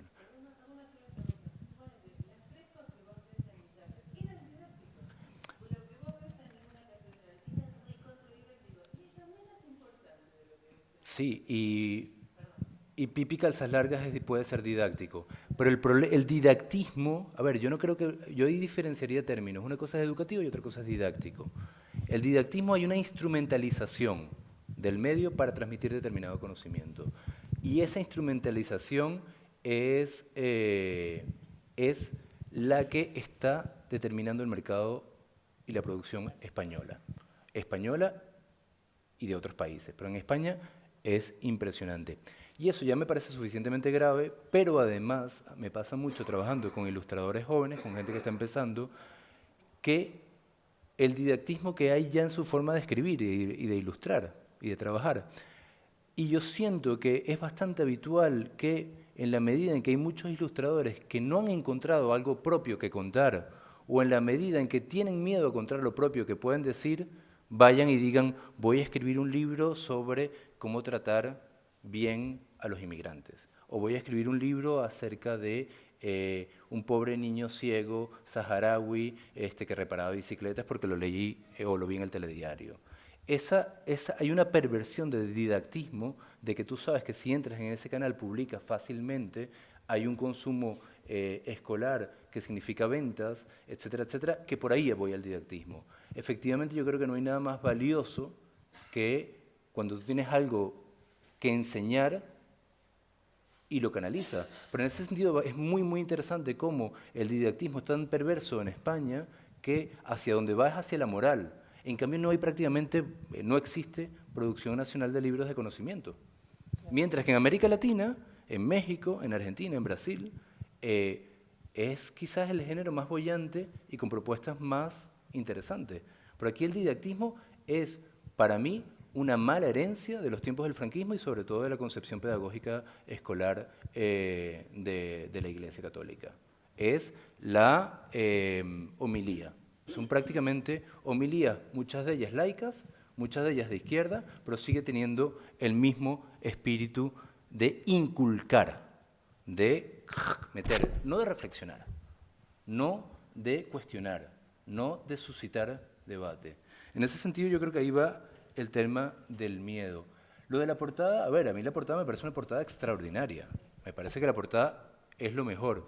Pero lo que me interesa de la portada, sobre todo, es cómo, cuando tú manejas un concepto, el concepto que quieres transmitir, dejas al lado una serie de elementos que no te interesan y planteas una imagen en la cual la imagen plantea, yo no estoy de acuerdo, que los niños se aceptan y que los padres se rechacen. La imagen plantea que los padres visten igual, comen igual y leen los mismos prensa, que es mentira, que es totalmente falsa. La imagen plantea que la niña puede tirar del padre. Ahí entramos en el tema que veníamos hablando antes, la manipulación. Yo creo que hay una diferencia, así, yo creo que todo niño quiere agradar a sus padres, porque todo niño necesita el afecto de su padre, porque todo el niño necesita esa sensación de seguridad. Lo que pasa es que hay un momento que se instaura en la relación padre-hijo de parte y parte el hecho de que no te voy a decir la verdad, sino te voy a llevar por donde yo quiero. El hecho de la madre que dice la escuela es fantástica y la madre sabe que no es cierto. O el hecho del padre que ve el dibujo o ve algo que quiere que haga el niño y entonces dice, qué guay, fantástico, y ahí entramos en una hipocresía cotidiana que el niño lo bebe, lo aprende y entra en el espiral. Pero la manipulación presupone, desde mi punto de vista, la incapacidad del diálogo directo. La incapacidad, si la mayor parte de los padres dicen que sí o dicen que no por razones absolutamente arbitrarias. Porque le da la gana, no porque... hablaría con vos 2 horas porque cada cosa que decís me da ganas te diría de retrucártela, pero voy a ser civilizada y te voy a pasar. Y la última cosa que quería decir, bueno, no la digo, le hablamos 2 horas. Bueno, yo es que antes, o sea, que he levantado la mano antes porque me ha salido a raíz de lo que estabas hablando con Santi Y es que cuando has hecho, no la definición de xenofobia, sino como las causas de por qué surge, me da la sensación de que das por sentado que esas sensaciones son totalmente conscientes por parte de la persona que es xenófoba. Y una palabra que he echado en falta en la definición o en el tema ha sido la palabra de desconocimiento o ignorancia, porque yo creo que esas son las cosas que más miedo producen. Cuando nosotros tenemos miedo, creo que tenemos miedo de lo que no conocemos, y en cuanto conocemos un poquito un tema, ya dejamos de sentir esa desconfianza. Y creo que no todos esos sentimientos, que son muy negativos, y para nada es una justificación, porque la xenofobia me parece terrible, y que la gente no sea consciente de que es algo que hay que trabajar, pero no creo que sea correcto pensar que las personas que son así o que sienten así lo hacen de forma totalmente consciente, sino que es una cadena pero que empieza por la ignorancia o el desconocimiento de esas culturas o de esa gente o de la situación y las circunstancias de... Como yo les digo, esto es un trabajo de investigación bastante más amplio de lo que les he mostrado acá. Y el tema de la xenofobia, que lo he estudiado más o menos en profundidad, una de las cosas que a mí más me ha interesado ver es el Observatorio de la Unión Europea de Xenofobia, Observación de la Unión Europea de Xenofobia y Violencia de Género y algo más, no recuerdo qué era el título. Tengo los datos, se los puedo dar, los tengo acá. Hicieron una entrevista con 6.000 personas en España, en el cual la entrevista está dividida en 3 partes. En una parte en la cual es el discurso de la persona acerca de distintas situaciones que le plantean, cómo las interpreta. En la segunda parte es el discurso de los medios de comunicación y cómo es recibido por cada una de las personas, y la tercera parte, el discurso de los valores que la persona dice tener. Y a partir de eso, establece una relación entre las 3. Lo que a mí más me llamó la atención, y cuando me di cuenta de lo del miedo, es que de las 6.000 personas, cuando le planteaban situaciones que les producía actitudes de rechazo frente a la inmigración, que además... no te estoy diciendo que esas 6.000 personas sean xenófobas. Yo creo que la xenofobia también tiene niveles. De las 6.000 personas, solamente 56 hablaron de miedo, y siempre refiriéndose a los gitanos. No.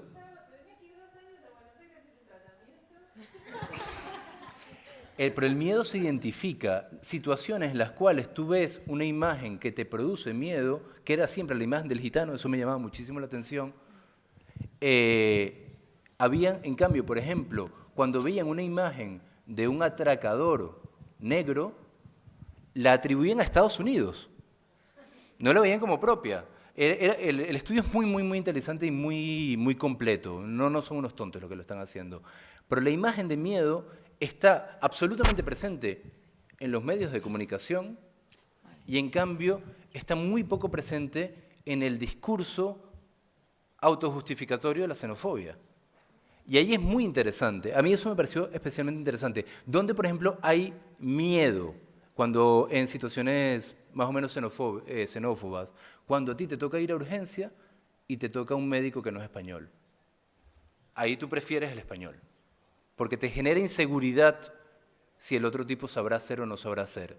Ahí había una situación, bueno, esa era una situación que se repetía en el estudio bastante habitualmente, que en determinadas figuras de autoridad, por ejemplo, otra figura de autoridad que genera miedo es que tu hijo, de infantil sobre todo, tenga un profesor homosexual. Genera miedo a la población. Sin embargo, en otras cantidades de profesiones o de ocupaciones dentro de la sociedad, la homosexualidad no estaba mal vista. Sí lo estaba en 2, curiosísimamente, en la educación y en el ejército. Y en cambio no en sanidad. Es muy, muy interesante ver cuáles son los comportamientos de las personas, y una cosa es cómo experimentas determinadas cosas y otras cosas es qué discursos haces para justificar tu forma de experimentarlo.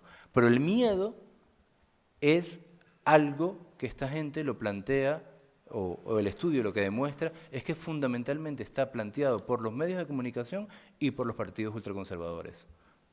¿De derecha o de izquierda? Pero entonces,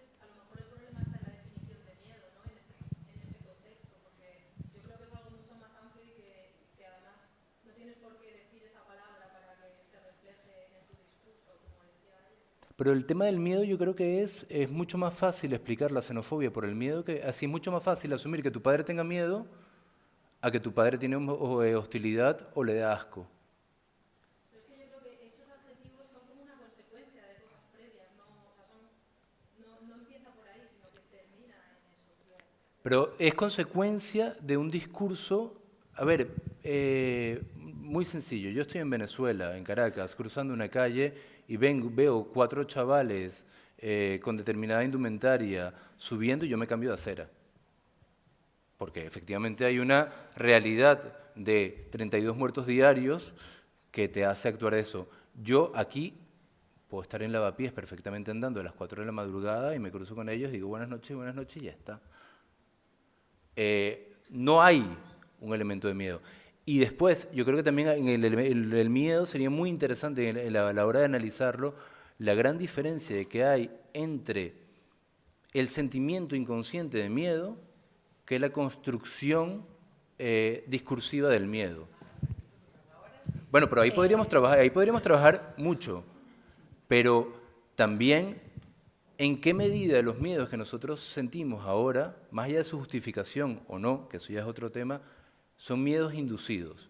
Por ejemplo, yo me he dado cuenta de que yo realmente no tengo miedo de la crisis y durante 3 meses estaba acojonado de perder trabajo, pero era un miedo que no era mío, que era algo que estaba escuchando y yo tenía el deber de sentir miedo.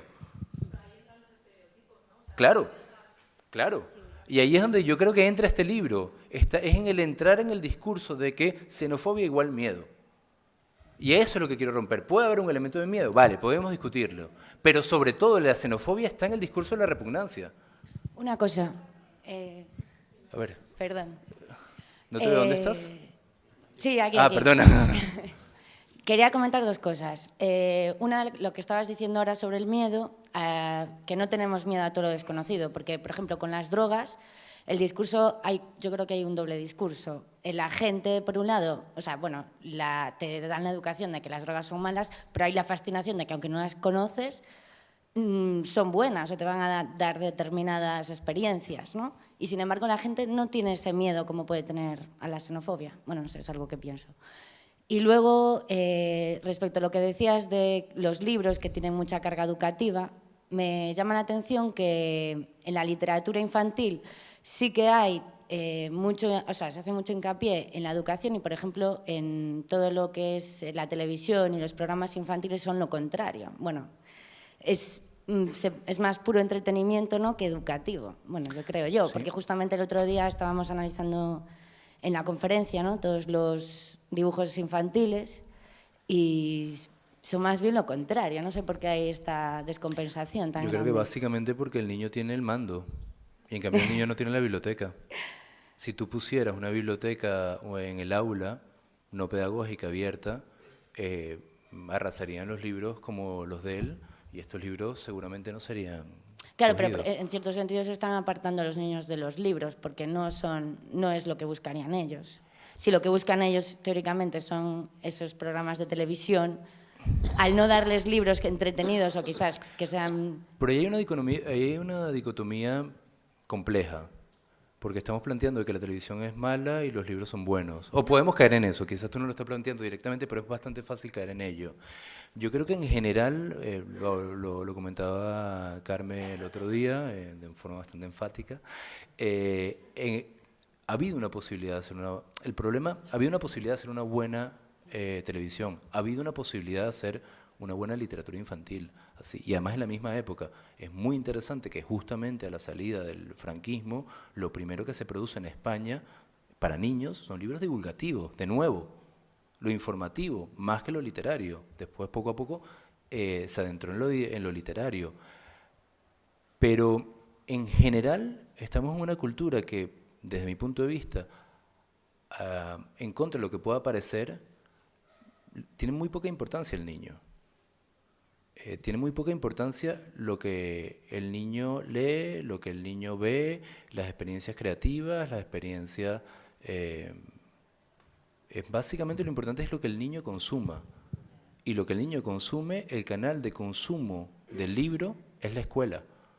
Porque a la mayor parte de las personas comprar un libro, álbum, por 18 € le parece mucho dinero. por dar un ejemplo. Entonces, y también porque hay un elemento que está detrás, así, yo veo a los Simpson y yo los disfruto. Y yo lo puedo disfrutar con mi hija. Bueno, mi hija no ve los Simpson, pero yo puedo disfrutar, qué sé yo. Yo no puedo disfrutar Caillou, pero unos cuantos minutos sí puedo disfrutar Pocoyo. Pero en cambio, y eso le pasa a casi cualquier padre. En cambio, disfrutar un libro infantil, para los mayor padre es una abstracción, algo muy difícil de comprender. Y que un niño además pueda leer una historia 700 veces y seguir leyéndola, para la mayor parte de los adultos eso es incomprensible.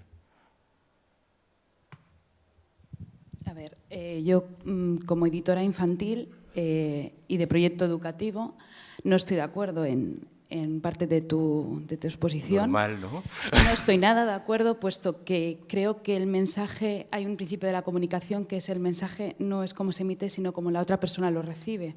Es decir, cómo tú has destripado un libro que, en cierto modo, creo que no iba para nada con esa intencionalidad y que lo has analizado desde tu prisma, con tus prejuicios, Claro. que un niño no los tiene. Es decir, en base a que si... Es decir, yo cuando elaboro un libro, sobre todo mis autores, que particularmente trabajan la didáctica y están al pie del cañón con niños, es decir, que son profesores universitarios, la mayoría, o son personas que están muy al pie del cañón en la formación, lo que ven es, por ejemplo, la línea de los valores. A un niño hay que educarlo en valores. El adulto es el que tiene la potestad y la autoritas. Es decir, si nosotros como adultos no somos capaces de transmitir valores, ¿vale?, como la confianza, la solidaridad, el miedo es una emoción sana. Es decir, el miedo no es una emoción negativa. No. Y la estamos tomando como una emoción negativa, Para en cierto nada. modo. Aquí el padre es una visión desde una niña que está en base a una supervivencia. A medida que nosotros vamos creciendo, madurando y que vamos posicionándonos, es decir, la pirámide de Malthus, es decir, que sería como una definición de la base de la pirámide, que es la supervivencia, donde están nuestras emociones primarias, es decir, alimentarse, crecer, salir, defensa. Vamos subiendo y vamos al gozo y al placer, ¿vale? Placer externo. Y a medida de ahí vamos al aprendizaje y el conocimiento, y a medida de ahí vamos forjando nuestra autoestima. Es decir, yo creo que has destripado muy negativamente un libro que dentro de la literatura infantil no es de los menos malos ni de los más buenos. Es decir, y yo creo que en base a los valores es bajo un prisma, y la intencionalidad de ese autor, la intencionalidad de ese ilustrador no iba para nada en base a lo que tú has analizado. Muy bien. Sinceramente, ¿eh? A mí en general... Creo que habrá otros editores que opinen diferente que yo. Es una visión personal y no estoy en contra de tu tesis, muy correcta. Para discrepar es correctísima, es decir, para tener una capacidad de discusión puede dar para horas, pero sinceramente no creo que tuviera esa intención. No, a ver, a mí en general las intenciones de los autores y los ilustradores me interesan bastante poco. Creo que los peores escritores de literatura infantil son los maestros, sin lugar a duda, y estar a pie del cañón no les garantiza nada. Transmitir, yo sí, es mi trabajo es valorar su trabajo. Y en general, a ver, conozco muy pocas personas que realmente tengan la capacidad de transmitir valores. Los valores se han convertido en algo abstracto que está muy cercano del mundo de las ideas platónicas, y un libro para transmitir la idea de solidaridad, normalmente prefiero muchísimo más leer, por ejemplo, un libro como Las Caperucitas Rojas de Mediavaca, donde vemos cómo el otro ve un cuento nuestro, a un libro que dice, hoy voy a transmitir la solidaridad. En general hay una experiencia que yo tuve, yo trabajo mucho con niños, y hay una experiencia que a mí me llamó muchísimo la atención y que cambió radicalmente mi forma de pensar, que fue trabajando en una escuela. Había un niño, Sebastián, que era un niño muy inteligente, estamos hablando de 6 años, que estaba viviendo un proceso en un momento, sus padres se estaban separando, estaba muy agresivo, y el niño hicieron la típica lectura de una historia en la cual había un perro con 2 colas que llega al pueblo de los perros con una sola cola, y entonces todo el mundo se burla de él, lo acosan un poco escolarmente, y el perro con 2 colas se va a llorar al lago, y cuando llega al lago resulta que la perrita guapa con el perro matón que lo había molestado se echa a nadar, de pronto entra una corriente de agua y se está ahogando, el perro grande se asusta, y el perro a 2 colas, gracias que tiene 2 colas, logra salvar a la perrita guapa, lo cual significa, por supuesto, que a partir de ese momento se convierte en el novio de la perrita guapa y el perro grandulón queda excluido. Bueno, más allá de todo el análisis que podríamos hacer de todos los estereotipos y de todos los problemas que hay detrás de la historia, el niño le hacen la típica ficha que proponen las editoriales de valores de solidaridad, convivencia, diferencia, qué sé yo, y él lo responde con la mayor calificación, estupendo.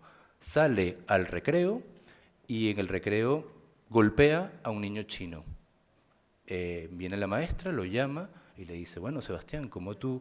escucha un minuto, déjame terminar. Golpea a un niño chino. No, el chino es determinante. Porque además la maestra dice, como tú, habiendo visto este libro, te metes con no sé quién, que además era el niño chino, porque era el niño que todo el mundo lo estaba molestando porque era chino y porque olía mal. Y entonces la maestra le pregunta, bueno, ¿qué ha pasado aquí? Que tú acabas de ver esto y acabas de actuar de este modo. Y el niño de 6 años le responde, en la ficha yo contesté lo que tú quieres escuchar. El mundo actúa de otro modo. Yo creo que ese es casi todo el discurso de la literatura infantil actual española. Estoy absolutamente convencido.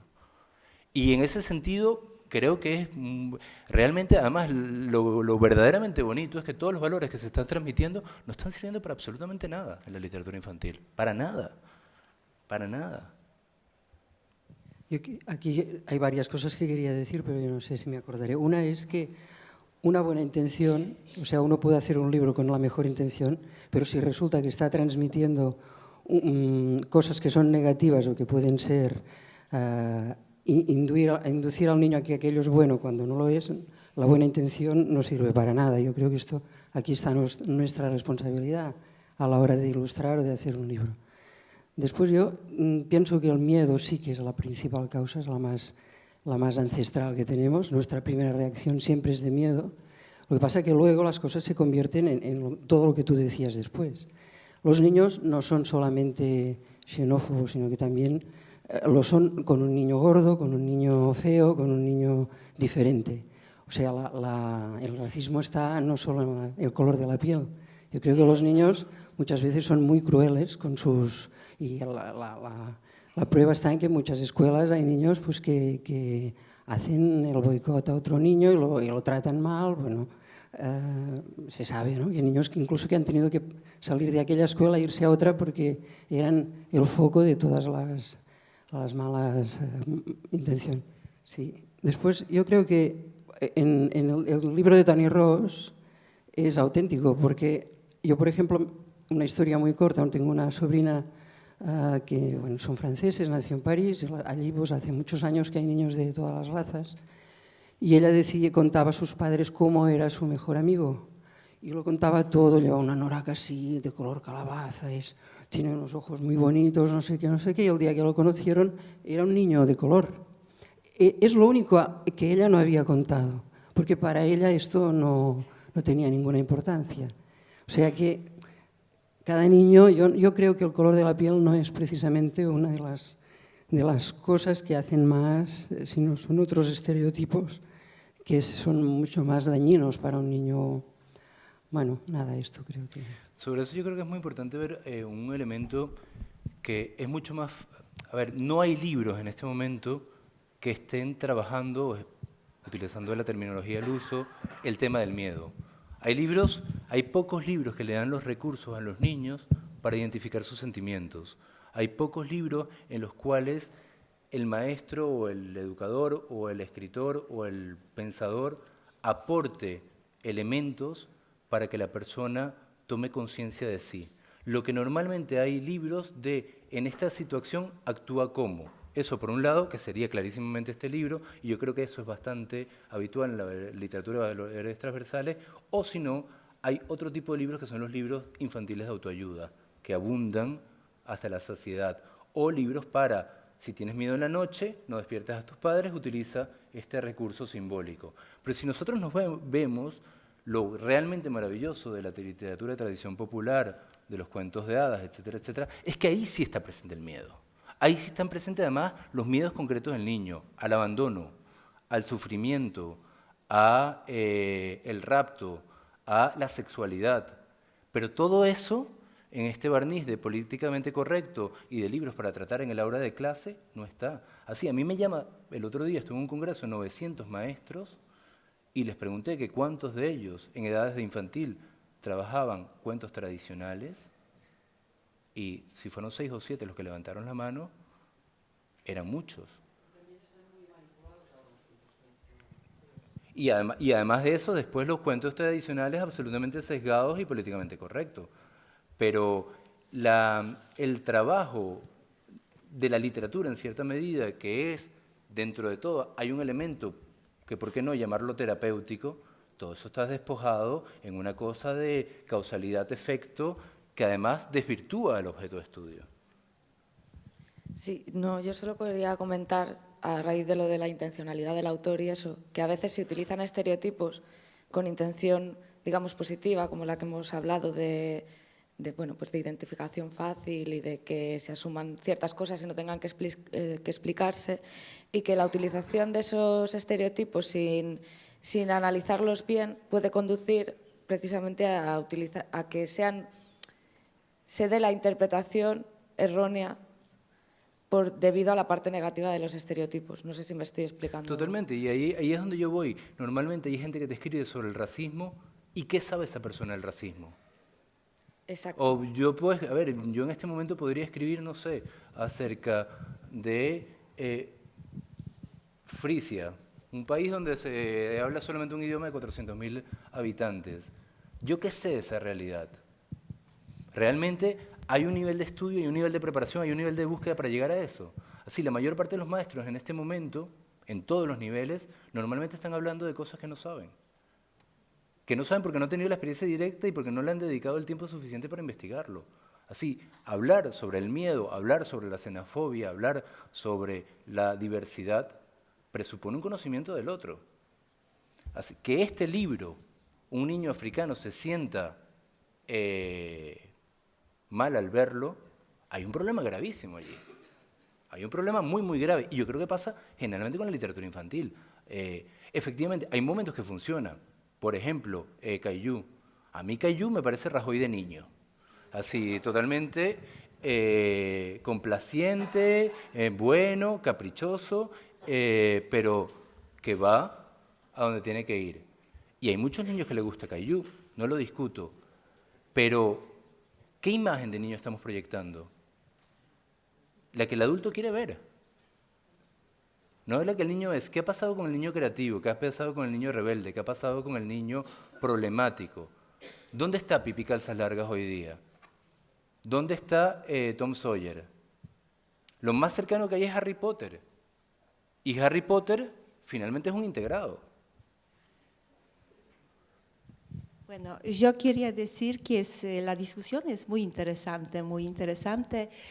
Había tu charla también y me parece que es muy bien que nosotros todos podemos interpretar a su modo la literatura infantil, la poesía, y la literatura infantil también puede ser interpretada cada uno un poco en su punto de su vista, ¿no? Que es también muy interesante. Y punto de vista de cada uno tiene algo que es de tiempo de pasar, ¿no? Que de sus experiencias, de su vida, todo esto. Entonces me parece que es muy interesante que cada uno puede tener su interpretación propia. Yo estoy totalmente de acuerdo contigo y a mí una de las cosas que me parece muy interesante de ver en la literatura infantil es la ideología que subyace. Porque lo interesante para mí de la literatura infantil en esa medida es que un niño cuando nace no sabe qué es ser niño. Un niño construye su infancia a partir de las imágenes de infancia que tiene a su alrededor. Y si la imagen de infancia es como esta, ser un buen ciudadano o un ciudadano políticamente correcto, no es lo mismo que la imagen de infancia sea como la que nos proponía ayer, de la creatividad, del juego, del ver a un mosquito como un helicóptero. Yo reivindico esa imagen de la literatura infantil. Yo con esta siento que se acomoda al adulto, no al niño. Gustavo, te pedí de vuelta, perdón, estoy invasiva, pero es que es muy interesante el tema. A ver, yo lo único, José lo dirá, pero José, yo cumplí con mi horario, ¿puedo? yo di 48 minutos. Gracias, José. La última. Trataré de ser muy, muy lúcida. Dijiste que éramos poco lúcidos, ¿no es cierto? Así que voy a intentar, me voy a esforzar. No, te comentaba hace un ratito el tema de las bajorrelieves en las entradas de las iglesias o de los vitrogos, así que eran por encargo, eran totalmente dogmáticos, había que bajar línea religiosa clarísima y no te podías equivocar en la mirada de ningún santo ni nada porque eso significaba cosas. Y sin embargo lo que queda de eso no tiene ninguna importancia, ese fue el paso inicial y fue el encargo, nada más.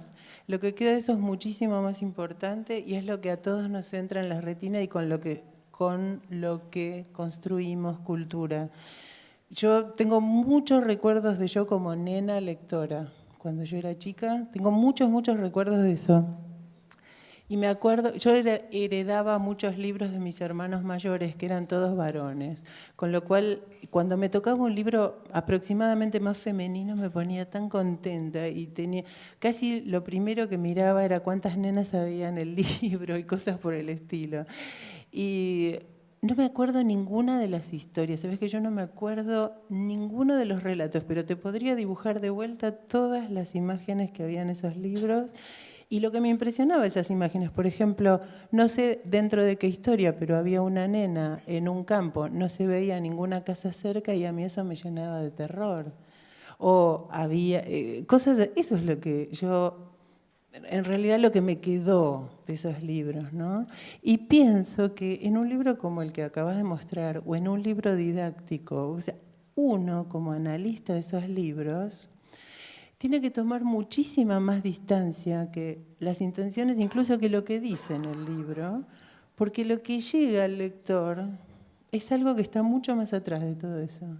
Y eso es con lo que nosotros como analistas de un libro tenemos que ir a buscar, tenemos que ir a contactarnos, te diría casi con una mirada o con una posición inocente frente a la lectura, que es solamente sentirlo, dejar que entre eso, porque te vas a llevar muchas sorpresas, porque es cierto lo que decían por ahí, que uno pone mucho estereotipo a la hora de analizar un libro también. Uno arma una hipótesis primero y trata de que el libro encaje. Pero yo creo que sería mucho más fresco por un rato olvidarse de la hipótesis y meterse de cabeza en el libro y sentir lo que siente un lector que no le importa nada todas esas otras consideraciones. Sí, a ver, yo estuve trabajando durante mucho tiempo en un proyecto muy bonito que era armar una biblioteca escolar en la cual fueran los chicos los que compraran los libros.